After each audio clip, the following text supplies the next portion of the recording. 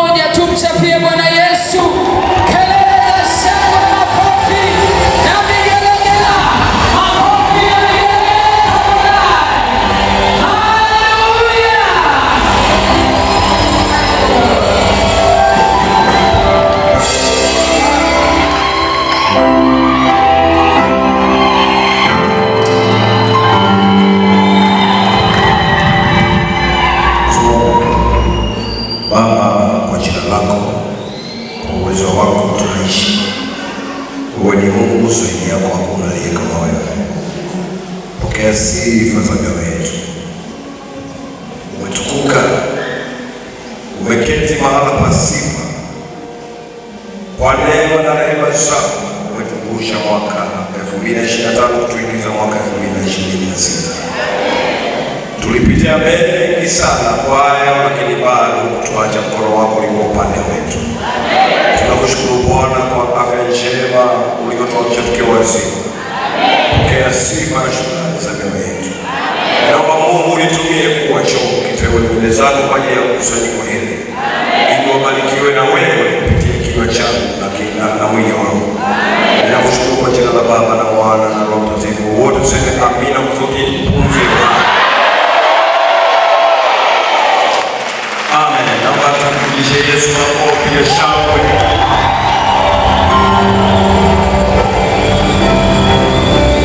Ongeza tena makofi ya shangwe.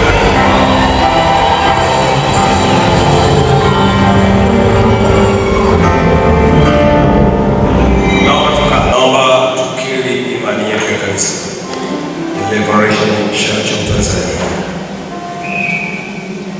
Tuko tayari? 1, 2, 3, twende.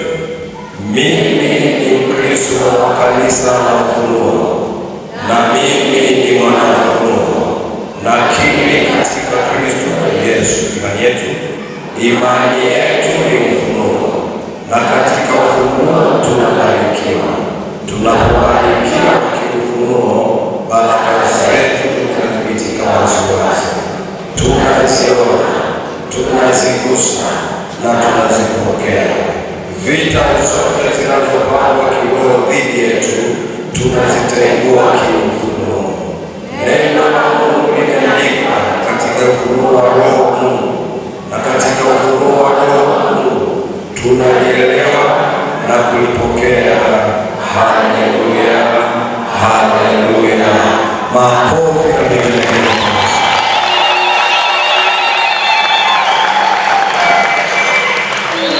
Tusaidie jirani yako kushoto na kulia, mwambie karibu kwenye ibada ya baraka. Naomba tukae.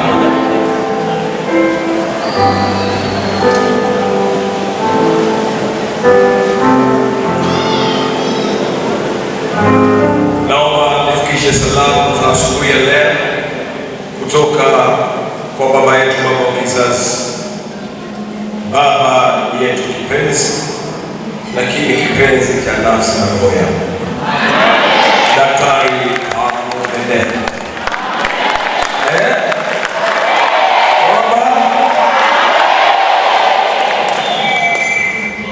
Nampenda na nipenda. Ndio maana yeye mwenyewe aliwaambia kwa mimi Samawi mimi ni giza kabisa. Yaani nikimuona sababu yeye anajiona kama vile giza. Ni kweli ni giza. Alafu inaomba na ninyi wote watoto wa Ufunuo mpendane na kuwa na umoja kama mimi na Baba Bendera tulivyo na umoja.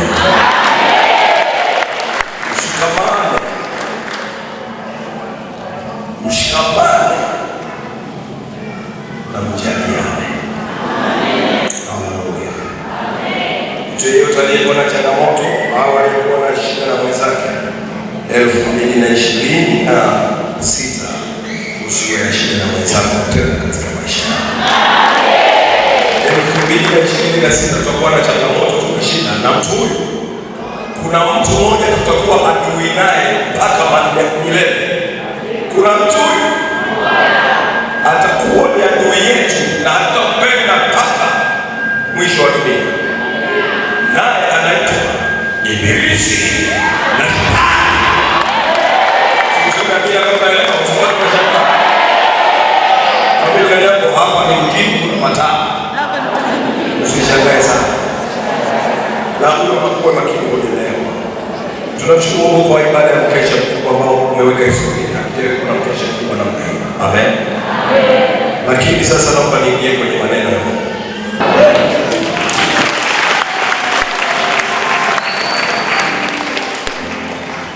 Bwana Yesu asifiwe. Naomba wa kibali na neema.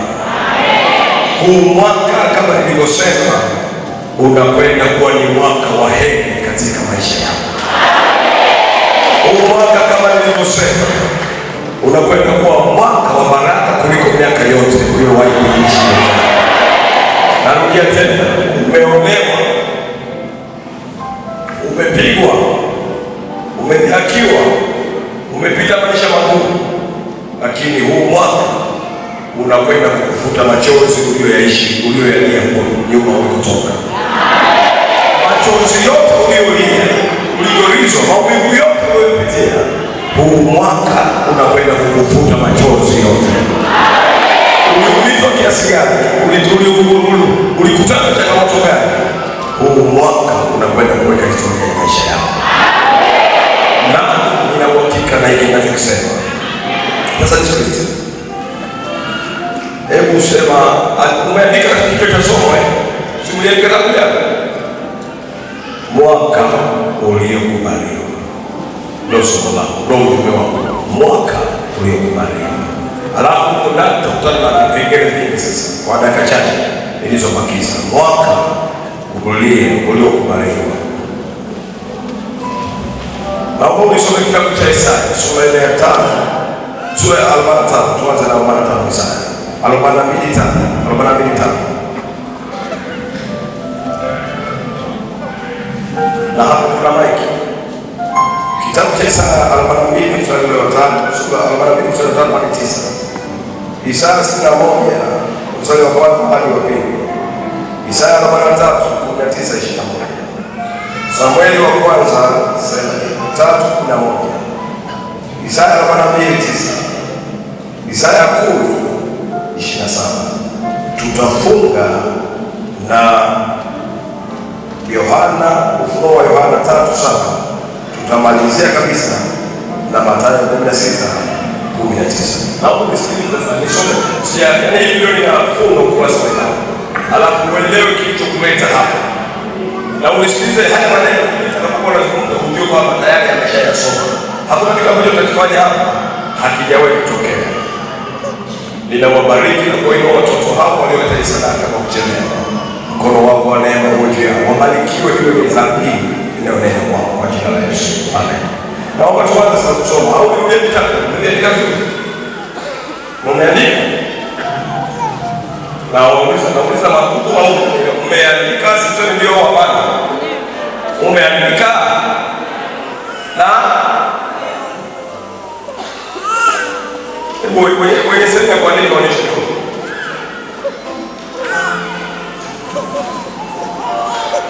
Sasa wengine mnatoka Tabora, mnatoka Amani, mnatoka Kahama, kuna pa kuandika na umekuja kwa baba.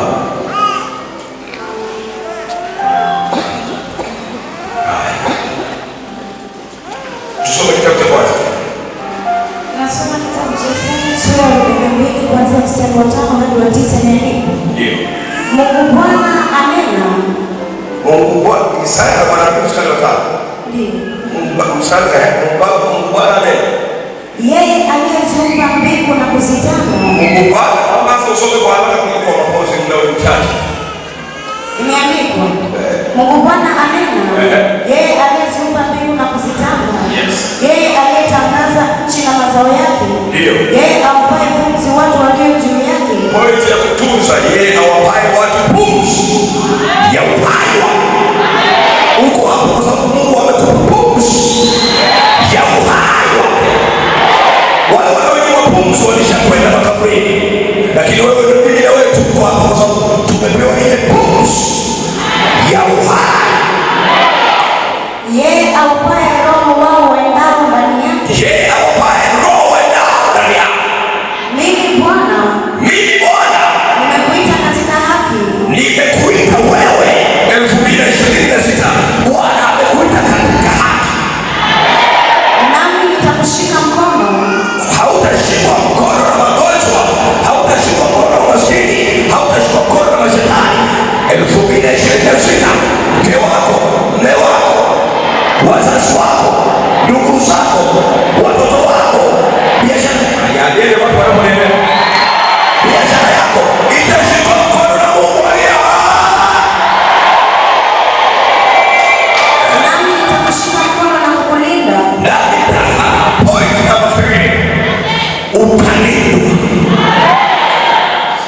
Mnanielewa au nianishe bana?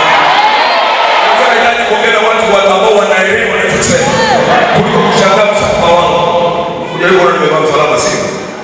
Sasa unatakiwa kwenda na ukiona mtu ni Mungu haelewi kama kitu. Mimi napenda kwa mtoto wetu kusema amen. Kuliko nani anaweza kunishangaa kama bila uzao. Dawa ya moyo wende niliokoto. Na mapungi na nini na Mungu. Ninatangaza habari ya afya yako hapa mbele. Kama unatafuta mchumba. Huu ni wakati wa kupata sauti ya kuachilia shamba bana. Tumekaja mwaka wa kibali.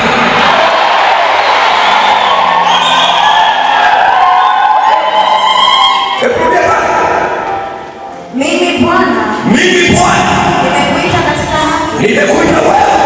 Sinaelewa ni nani mwita na leo wewe unakuwa. Umechoka na usingizi. Ili utoke kimaisha unatakiwa kulala fofofo kama pono. Hakuna bilionea lala. Hakuna bilionea anayependa usingizi. Na kuanzia leo kama unataka kufanikiwa, acha ujinga na utaila na akili mganga ya kulala mpaka saa 1. Soma kuanzia kitabu cha Mwanzo mpaka Ufunuo.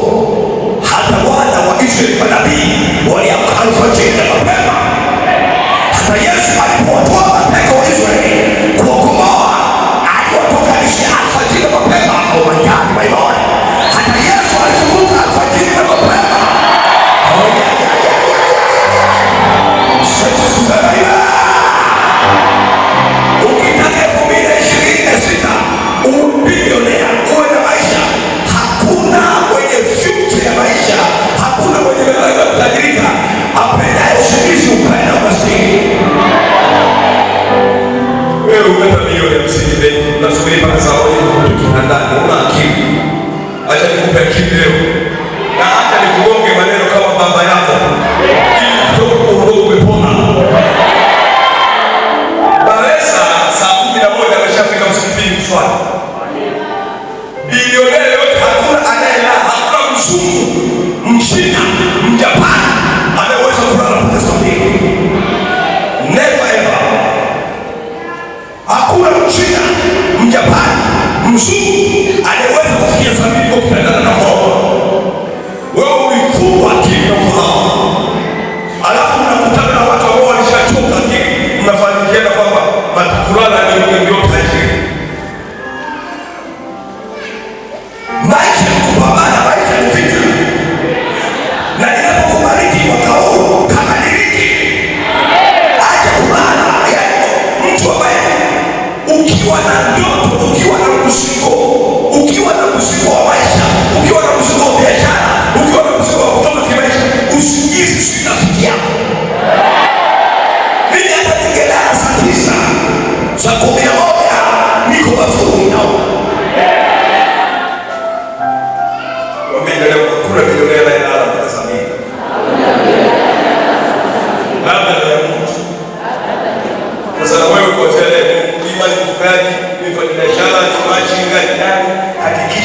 12 akili iko timamu. Sio saa 12 ndio unaota. Sio saa 1 ndio unaota. Nataka kutoka kwenye isema fresh. Hiyo akili yako mgani na kupenda kusinzia, kupenda kuzurura, kupenda kumaacha maneno mengi. Pesa haitaki na maneno. Ukiwa na maneno mengi na story nyingi na ubea mwingi na maisha ya watu wengi unayojua, utaishi hali wote kwa vitu vingi. Huwezi kuwa msuraji, huwezi kuwa mzembe, huwezi kuwa mvivu, huwezi kuwa msengenyaji, huwezi kuwa mbea, huwezi kuwa ukaona pesa hazikai. Pesa inahitaji tuwe na iliyobaki. Na ukipata pesa kwa sababu hujaelewa namna ya kutunza fedha. Sio leo sio. Hata kuwa na ubize na maisha ya watu. Kuwa na ubize wewe utaishi utasomeshaje watoto wako. Na unasema amen. Sio ndio mpaka sasa kwa shida. Nenda kaanzishe maisha mapya kama mwaka ulivyokuja. Kaanze upya. Ukiamka asubuhi unamwomba Mungu unakwenda. Biblia inasema ondoka uangaze. Ondoka. Alafu anasema sasa wewe unataka kukaa umelala kwa sababu jua linatoka wewe bado uko ndani. Wakati biashara ni asubuhi jioni nini? Alafu unalala kwa sababu unatoka saa 3 ndio unapo. Biblia inasema ondoka uangaze. Kwa kuwa nuru imekuja kwako. Ukiangaza utapata haya. Alafu mzuri, tafuteni nani utapata, bisheni nani utafunguliwa. Number 3. Nitaibariki kazi ya mikono yako. Sasa jiulize kazi ya mikono yako kama barikiwa nini? Kama ni mbea, atakubariki mbea utakuwa mara 7. Kama ni mvivu, utaongezwa mvivu utakuwa usiku. Kama ni mzuraji, utakuwa ni mzuraji mitani wote kama maji na kunachopendeza. Sasa nataka mimi ugeuze maisha yako yaliyogeuzwa kwa kufunga ufahamu kwa mamlaka niliyopewa, ni kufungue huo ufahamu. Pokea kufunguliwa ufahamu. Pokea kufunguliwa uelewa. Akili yako ichanue kwa mazuke. Uwe mwepesi wa kuruka kama tai. Naomba sasa. Soma Bwana. Mimi Bwana. Nimekuita katika haki. Nimekuita katika haki yako. Nami nitakushika mkono. Nami nitakushika mkono. Na kukulinda. Na kukulinda. 2026 utalindwa utokako, utalindwa uendako, kiutakachofanya, familia yako italindwa, watoto wako watalindwa, wewe mwenyewe utalindwa, utalindwa na ajali, utalindwa na magonjwa, utalindwa na mikosi, utalindwa na vifo, utalindwa na laana. Niende wapi wanaponielewa? Pokea kulindwa na Mungu aliye hai. Wachawi, washirikina hawatakusogelea. 2020 ngapi? Sijali yako mbele kwa wewe hata bila kupanda sadaka kwa shukrani na shukrani. Haya familia wangu. Bila wangu. Na sasa kwa kufikia wewe na vitu kama haya unanikaribia tunaendelea kwa kusoni. Lazima nikwambie kweli. Mungu anasema wewe unasema ni haki unapokea hii mkono wako. Wewe unataka kuendelea kupasuka tu hii shiba alafu kutoka na maziwa ya kwa nakosa. Alafu unifanyia leta amina na chochote kitu. Tukio la mwambie elewa hadi mambo. Wewe unakwenda kwenye misafu, unakwenda kwenye masambo na ramli, unaenda mikono mitupu. Wewe unaenda kwenye misafu na ramli. Hauendaki na kisemba miti. Hauendi na kisemba miti. Sasa unapoenda na kisemba miti unakaa unashangaa. Amina. Amina. Enda na kisemba miti. Sio ndio mzuri. Wewe unataka unichukulie usiku wangu, ulinzi wangu, baraka yangu ninakupa. Alafu wewe unataka hata shukrani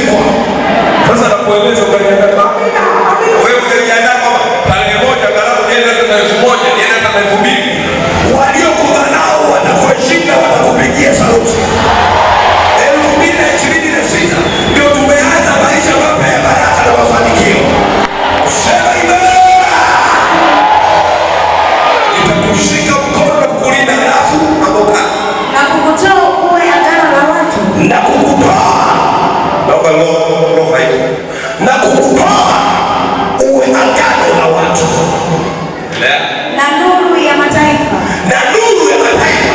Aya, wewe unakwenda kuwa nuru ya mataifa, wewe unakwenda kuwa nuru ya mataifa. Baraka zako zinakwenda kitaifa na kimataifa, unafanya biashara kimataifa, uwe na connection kimataifa, watoto wako waende kimataifa, kipato chako kiende kimataifa. Ninatabiri kiunabii, ninafungua mipaka ya kwenda nje ya nchi kibiashara. Pokea kwenda China, pokea kwenda Dubai, pokea kwenda Uturuki, pokea kwenda Japani. Nenda ukafanikiwe.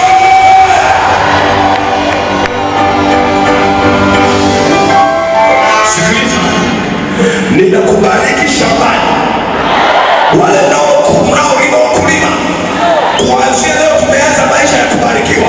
Kila utakapolima, kila utakapokanyaga, ninaiamuru ardhi ikubariki wewe na inua uzao wake. Kila zao utakalolilima litakutoa kimaisha, kila zao utakalolilima litakutoa kimaisha. Wafugaji, hivi ndio namaliza ibada ya asubuhi.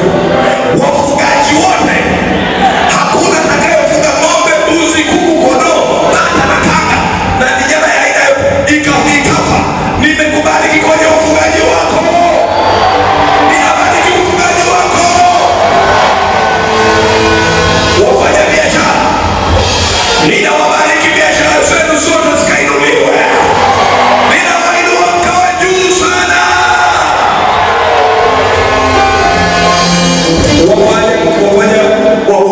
Wachimba madini, watu wa kuchimba madini, yani madini aina yote, tukianza na dhahabu, almasi, tanzanite, wachimba madini na wale wenye migodi. Sinaeleweka vizuri? Sasa ndiko hivi, hata kama wewe unafanya biashara ya dhahabu, kanisa zima wote unataka tu kuwa mnasema amen. Wengine mimi wafundisha watu wanaanza kupata, baada wengine wanaongelea kabisa. Nikisema wafugaji, unasema wanasema wafugaji. Wewe ukisema amen kama ufugi, hujui kama na kesho unaweza kuwa na ng'ombe 100. Yaani wewe unaamini kwamba wewe wote unafuga kesho na kishukwa.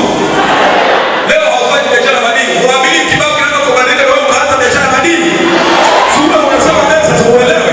Yaani wewe unasubiri mpaka niseme point yangu unaoifanya ndio unasema amen. Yaani hapa mimi ninasema hakuna aliyejua mimi, hata mimi sikujua kama ningekuwa mhubiri miaka 25 iliyopita. Kwa hiyo wewe ukiona nimetamka hapa, unataka kutumia pesa maneno. Sema amen. Unajua wewe hukujijua tangu ulipozaliwa, ila Mungu alikujua kwamba utapitia hapa, utapitia hapa, alafu utakuwa huyu hapa. Sasa nisikilize, wafanya biashara wa dhahabu, wachimbaji wa dhahabu, watu wa maruje, migodi na michanga, ninaiamuru dhahabu, ninaamuru madini yote yasikie sauti ya Bwana. Miamba ya dhahabu, miamba ya madini iachie. Pokea kutajirika kupitia biashara ya dhahabu, biashara ya tanzanite, biashara ya almasi na madini mbalimbali. Pokeeni kutajirika.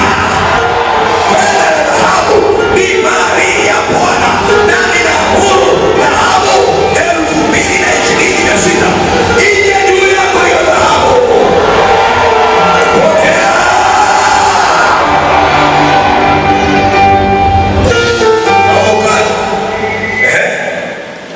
kuyafunua macho ya vipofu, Kuyafunua macho ya vipofu. Walikufanya kwa kipofu. Sababu watu wanaharibu maisha, watu wanaharibu maisha. Unafungwa macho yako yanakuwa kipofu, unazunguka kwenye baraka zako hauzioni. Kwa nini? Wamekufunga macho yako usizione baraka. Kipindi kwenye Biblia kuna watu walitafuta punda wasiwaone, lakini punda sio kwamba hawakuwepo. Nisikilize kwa makini, walitafuta punda wasiwaone, na punda walikuwa hapo hapo wao walipo, lakini macho yao yamefungwa wasiwaone punda. Muda hautoshi nikapekegua Biblia, maana pia ni mwalimu mzuri wa Biblia na maandiko. Yaani macho yamefungwa, punda wako hapo na wao wako hapa, lakini macho yao hawaoni punda, wanaona vitu vingine. Walipokutana mwenye mamlaka aitwaye Monaji. Wakachukua sadaka. Ndio maana wewe unaongea hapa tu, wewe sadaka ina nguvu. Abraham asingeitwa Ibrahim bila kutoa sadaka. Sema amen.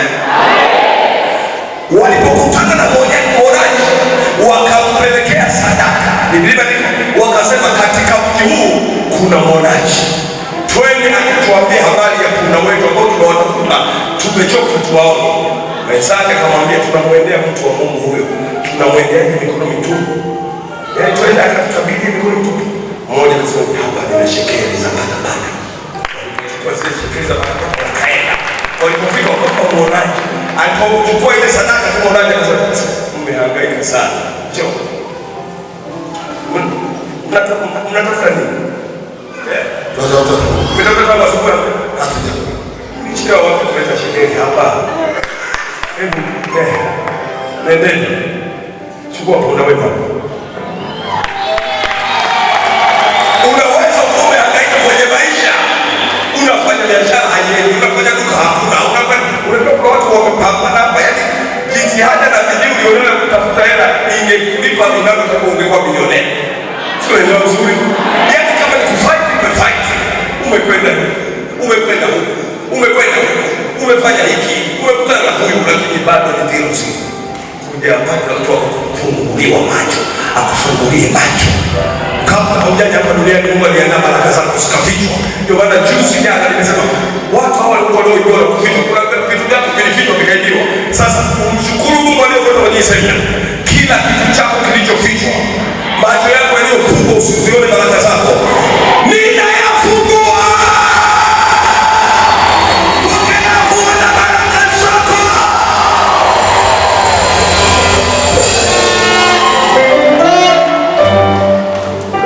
Kuyafungua macho ya vipofu. Kuwatoa gerezani waliofungwa. Kama kuna mtu alikofunga kwenye gereza la mateso na majuto, gereza la mikosi na gereza la kudharaulika na kutokusamilika mbele za watu, gereza la kukosa kibali. Unaishi kwa mikosi na hilo ni gereza. Unahubiriwa na mtu mwenye mamlaka aliyehakikishwa mbinguni na duniani. Walikuweka kwenye gereza la uharibifu wa maisha yako. Samawi mwana wa Bendela pelima pailima na saito lima senda boni ija lima poko manatai shemba sheli na nepeyuima na sai ija lima kwa lima na saa pelima payuba nai isha liko mapayuba nai sheli liko maa Bendela moto nenge kolima samawi liko naida mepe kolima na saa yupa liyopewa mamlaka juu ya maisha yako. Kuwatoa gerezani waliofungwa, kuwatangazia uhuru wa Mungu mateka wao. Sema amen. Sema amen. Walikuweka kwenye gereza la maisha magumu, gereza la magumu, gereza la laana, gereza la maisha magumu. Leo ninakutoa kwenye gereza la kila namna ulilowekwa. 2026 hautafungwa tena. Nenda ukatajirike. Nenda ukafanikiwe. Nenda ukaongezeke. Unajua kuna watu wengine hawaelewi kanuni za Mungu. Mimi nakutamkia na alafu nifanye mkono. Utafikiri hapa mahakamani. Unatakiwa kusema amen. Tafasiri ya neno amen kwa Kiswahili na iwe hivyo. Sasa usiseme mimi nakwambia neno kafanikiwe, neno kutajirika. Unakwambia Mungu ndioni. Huyu ndio kusema amen. Unakwambia neno kafanikiwe. Unafanya amen kwa ujasiri. Ukiamini kwamba ninatupa mitakataka zote hapa chini.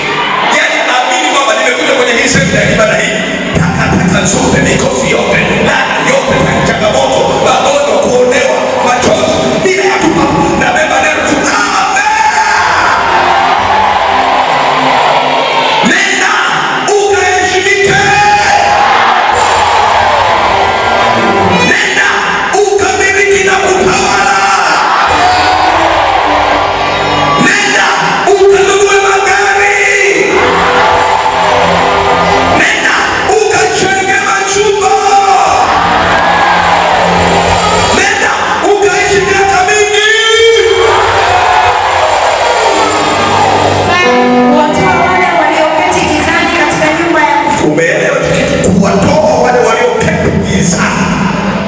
watu mliketi gizani kwenye maisha. Kuna watu mliketi gizani kwenye ndoa. Kuna watu mliketi gizani kwenye kipato. Na hamketi wenyewe, mliketishwa na watu. Watu ni wabaya ndugu zangu. Mtu akikuangalia hivi na kuona nyota yako inavyong'aa, nyota yako ilivyo na kibali, anaichukua, anaigeuza. Wewe unapewa mikosi, wewe unapewa laana. Haleluya. Nina ushahidi. Huyu mtoto wangu Askofu Amethisto walikuwa wamemwibia nyota, nikamwita akiwa kule, nikamwambia mtu aliyechukua nyota yako anakudhalilisha, unahangaika huku na kule, anakwenda yeye kudhalilika.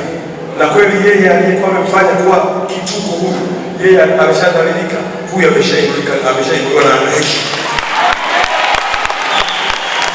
Sasa na wewe nataka nikueleze, yeyote aliyekudharau, aliyekufanya kikaragosi, aliyekufanya watu wakudharau kwa ukuelewi, anakwenda kuzama kama risasi, anakwenda kuzama kama risasi, anakwenda kuzama kama risasi.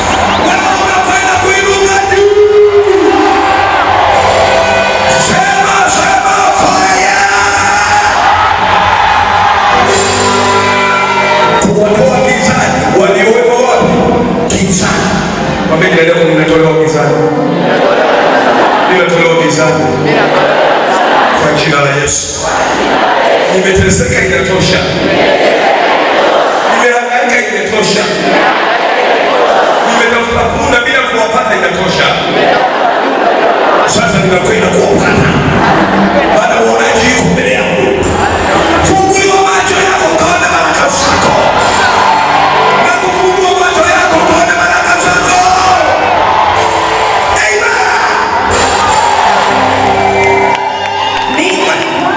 Mimi ni Bwana.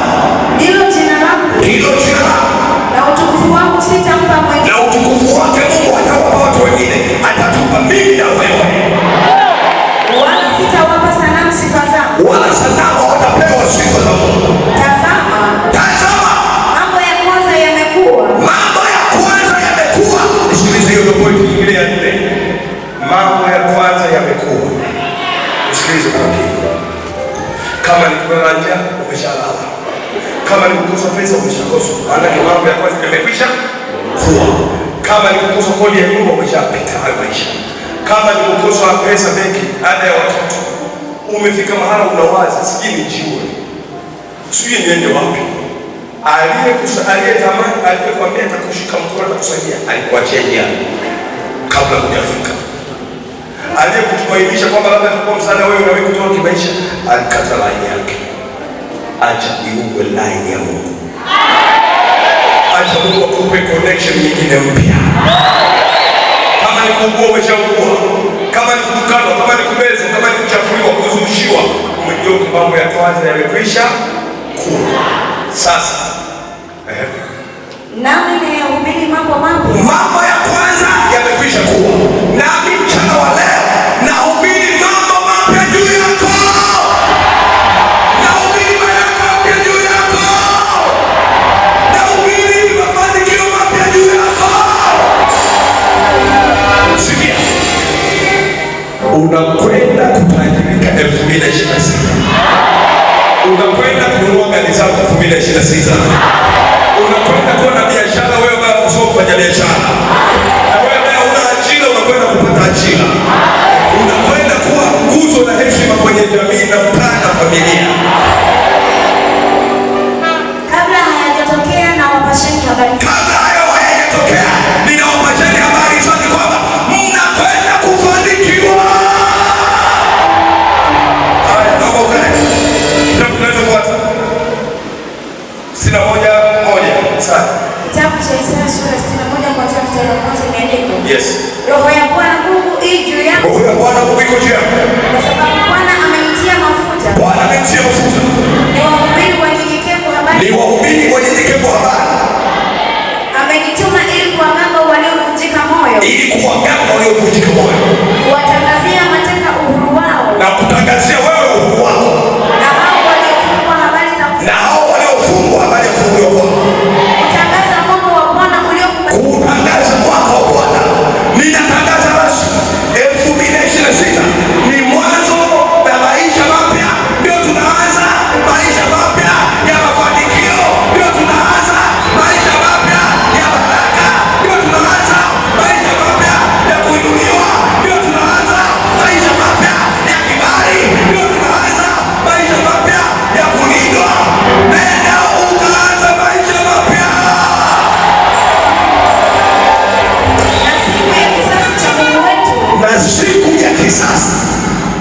na siku ya kisasi.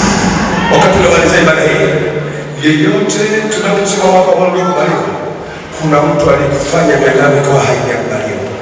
Sasa na siku ya kisasi cha Bwana Mungu wetu, yeyote aliyehusika kukuharibia maisha na uchumi na biashara huko nyuma, ninavipiza kisasi popote aliko. Nauliza swali kwako, nimvunje nisimvunje? Nimpasue nisimpasue? Nimpige nisimpige? Niteketeze nisiteketeze? Na achilia kisasi juu ya mtesi wako, na achilia kisasi juu ya adui yako. Ni kisasi cha kulipiza juu ya wabaya na watesi wako. Lazima wapigwe, lazima wakujwe. Muda usingetosha. Isaya huyu aliyeandika hapa anasema, katika siku aliyokufa mfalme Uzia nalimwona Bwana. Katika siku alizokufa mfalme Uzia nalimwona Bwana. Acha niseme na wewe, katika maisha yako kulikuwa na mtu ambaye alisimama kuziba usione baraka zako. Kuna watu walisimama kuziba usione mafanikio yako. Kuna watu walisimama kuziba usione baraka zako. Sasa nasema Isaya anafika mahali anashukuru kwamba wakati wengine wanaomboleza kufiwa na ndugu yao, yeye Isaya anasema asante Bwana, umeniondolea kizingiti kwenye maisha. Na mimi ninasema bila kumumunya maneno, nikiwa hapa katikati 2026 kuna watu lazima wafe, kuna vitu lazima vife ili wewe usione baraka zako.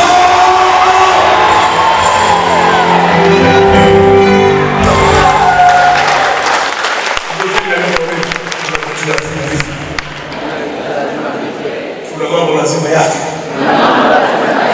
ya ushirikina, wachawi, waharibu mipango, wavuruga malengo, washakuku, mashakuroko, mashakurokiko, lazima wafe, alafu nisione baraka zangu.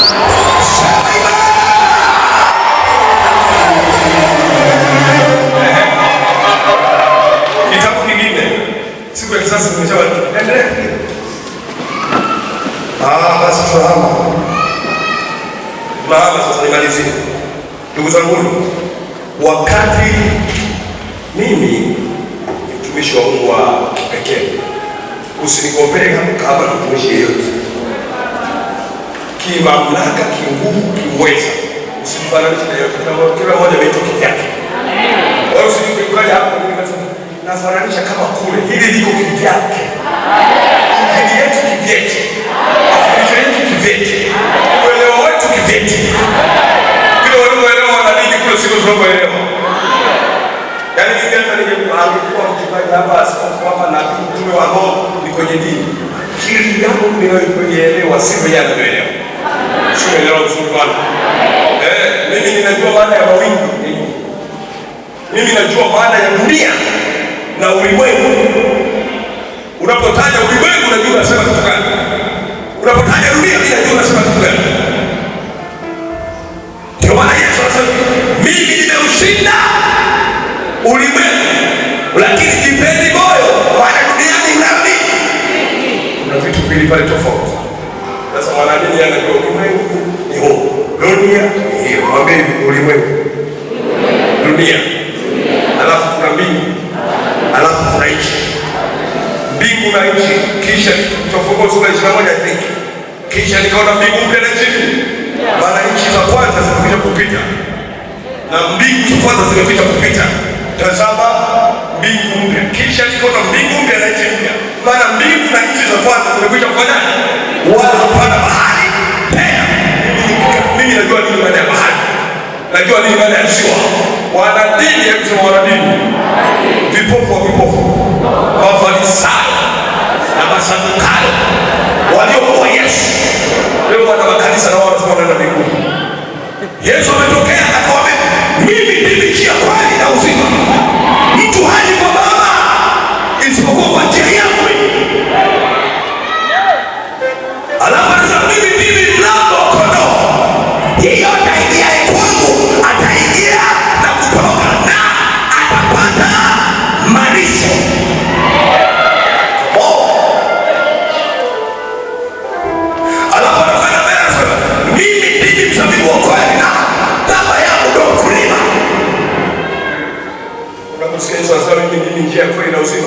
njia ya kwenda Geita na Kakora. Sio njia ya kwenda Mwingi. Anapokwambia mimi mjini mzabibu wa kweli, sio mzabibu ule unaokuwa juisi. Alafu anasema na kila tawi ndani yao lisilozaa hunikata, bali lile tawi linalozaa hunistarahisha na kunipalilia na kunitunza na kunibariki. Sema amen. Sio ndio mzunguko hapa. Wanaofunga lakini wananini wenyewe wao wananini wao wakisoma.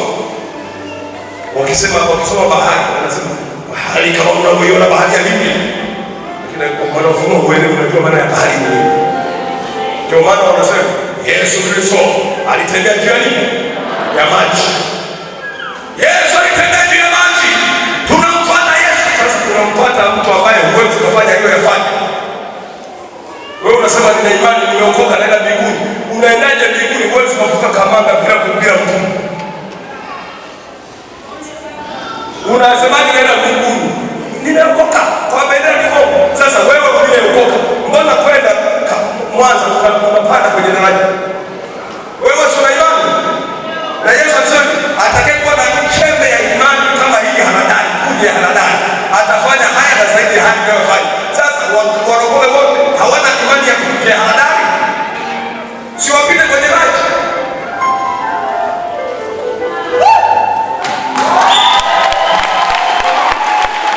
Sisi tunajua nini maana ya kupita juu ya maji. Alafu mwanaume asizame.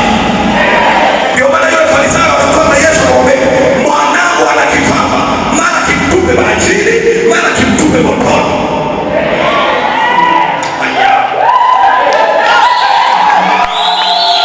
Yuaja juu ya mawingu na kila jicho litamwona. Sisi hatujui mawingu haya.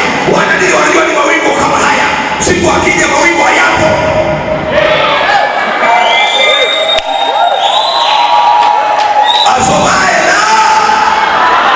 Sasa sikiliza hii kanuni mnayomaliza. Kitabu kile cha Yohana. Kuna kanuni nimeileta hapa ya hatari. Unaona hili kufuli liko jeusi? Umeona hili kufuli liko jeusi? Wote mnaliona? Hebu sema kanuni ni muhimu. Hili kufuli wote mnaliona? Kuna mabaya mengi yalifunguliwa kwako. Magonjwa, mikosi, laana, ajali, vifungo, njaa, umaskini, kuonewa, kunyanyaswa, kuachanishwa, kubezwa, kila kitu walikutupia wewe wakakufungulia kwako. Sasa kwenye hii tarehe 1 mwezi wa kwanza 2026 wewe uliyekuja hapa ninakuhakikishia haya mabaya yote walioyafungulia kwako. Hebu sema mabaya yote. Hali zote mbaya za kimaisha. Hali mbaya zote za kipesa. Kila takataka walizonifungulia kwako, Baba leo anazifunga na kuziondoa kwangu. Mungu aliyeniumba anazifunga, hazitaka zifunguliwe na mtu yeyote tena juu yangu. Sasa soma kitabu kile cha Mathayo 16:19. Nitasoma Mathayo 16:19. Mathayo 16:19. Soma. Nami nitakupa wewe funguo za ufalme. Naomba niangalie sasa. Nami nitakupa wewe funguo za ufalme wa mbinguni. Sikiliza Kiswahili. Nami nitakupa wewe funguo za ufalme. Mungu amenipa mimi ufunguo wa ufalme wa mbinguni. Sema kabla elewa. Nami nitakupa wewe, Mungu amenipa ufunguo wa ufalme wa mbinguni. Asubuhi ya leo kwa ajili ya maisha yako wewe unanisikiliza. Anza kwanza. Nami nitakupa wewe funguo za ufalme wa mbinguni. Nimepewa ufunguo wa ufalme wa mbinguni. Utakaloifunga duniani.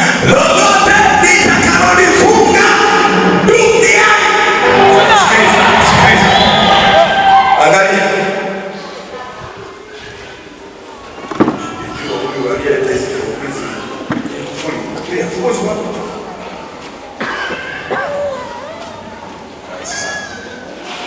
Hapa nielewe.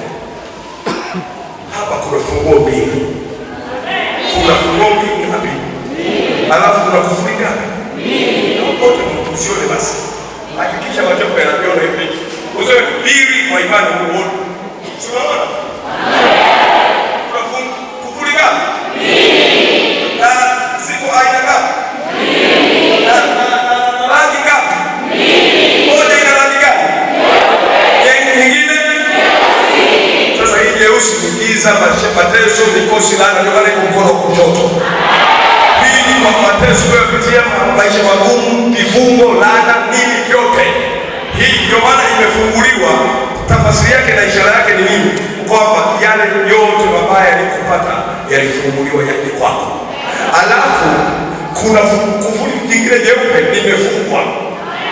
Walikufunga baraka zisije kwako. Mambo yanahitaji kufundisha mtu ambaye anabii. Ukisema jambo wewe unabii au unabii 3 umesomea kiumba. Tunahitaji mtu mwenye akili timamu kunielewa. Huku kuna kufuli lililofungwa ni jeupe. Maanake wewe unataka kuona magari, majumba, biashara, utajiri, afya, mifugo, chakula, mavazi na heshima, lakini vyote walimefunga watu. Alafu wakachukua mabaya yote, ishara hii kufuli jeusi, mabaya yote wakafungulia kwako. Alafu mazuri yote yakafichwa yakafungwa. Sasa mimi leo nabadilisha kibao kwa kanuni hii. Unaniona? Yale yote mabaya waliokufungulia leo tunayafunga. Na yale yote mazuri waliokufungia wewe usiyapate, nitakufungulia juu yako. Hebu soma sasa. Nami nitakupa wewe funguo za ufalme wa mbinguni. Nami nitakupa wewe funguo za ufalme wa mbinguni. Na lolote utakalofunga duniani. Magonjwa, uko tayari? Sasa nitakapoyafunga mateso, magonjwa, mikosi, umaskini, vifo, laana, kila takataka nitakapovifunga, umshukuru Mungu na kumshangilia kama hautashangilia, kwa maana ninajua 2026 leo ndio hatua na mwanzo wa maisha yako ya utajiri mpaka unazeeka. Nami nitakupa wewe funguo za ufalme wa mbinguni. Sawa. Na lolote utakalolifunga duniani litakuwa limefungwa. Sasa ninasema mambo mabaya yote uliowekewa, uliotamkiwa, uliotengenezewa, ninayafunga.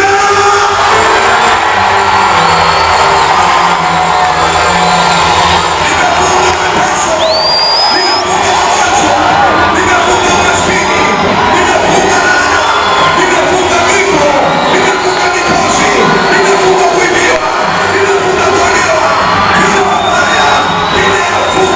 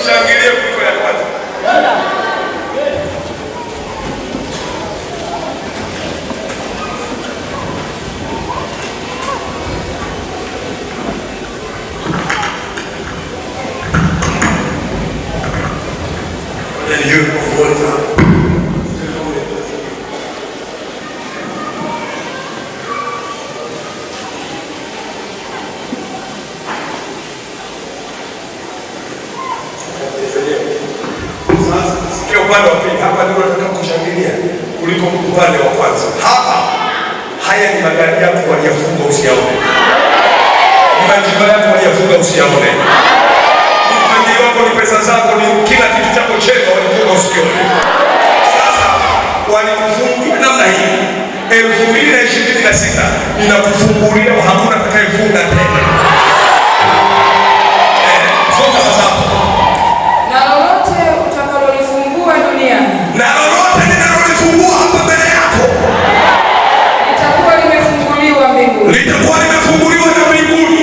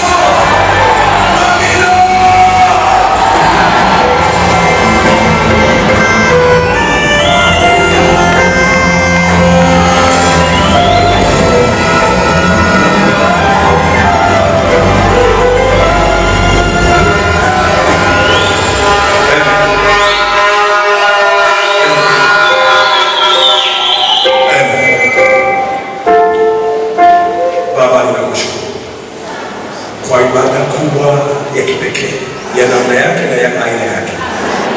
Nimewabariki kila mmoja kwa jinsi yake na mikono yake ikawe baraka na mema katika jina la Baba na Mwana na Roho Mtakatifu. Wote tuseme